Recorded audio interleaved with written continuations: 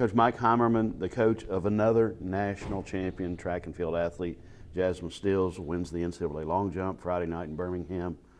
Last week, midweek, you said she has a good chance to win.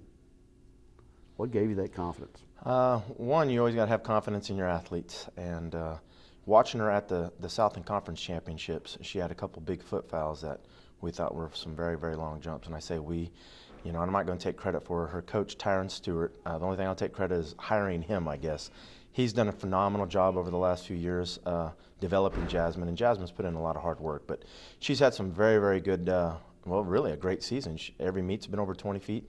Last year, she only had 2 meets over 20 feet, conference and then our last chance meet. So she learned a lot at regionals, but I think the best is yet to come. She had, I think, 5 of her 6 jumps were over her previous PR. So when you can do that, I mean, there's some special things that's going to happen with that young lady. NCAA champion. That is a very elite accomplishment. You've now seen it in person twice.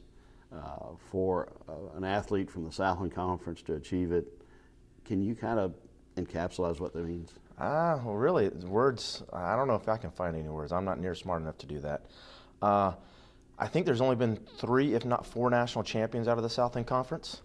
I think 4. So with that, 2 of them from Northwestern State, and they've been doing track in the Southland Conference for a lot of years. We've had track at Northwestern State for a lot of years, and we've had 4 of them here. So to only have 4, I mean, you're an elite crew.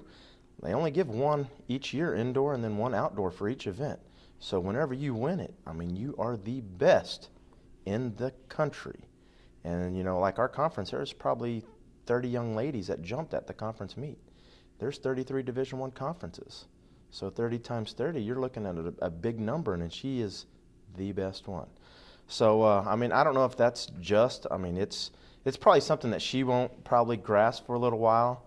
I know her coach hasn't, and I still haven't. And, I coached a national champion in 2011, so it's just one of those things that you can't take for granted, but it's just an unbelievable feeling, unbelievable. You're sitting Friday night back here, kind of waiting, wondering, and watching. Can you describe your emotions through the competition and when she won? Well, I was going crazy because one, the live feed kept cutting in and out, so you couldn't really watch it. It had very, very spotty at best, and then the results page kept crashing from so many people watching or trying to see results from around the country. So it was very, very nerve-wracking. But when you're sitting there as a coach, you can't really do much.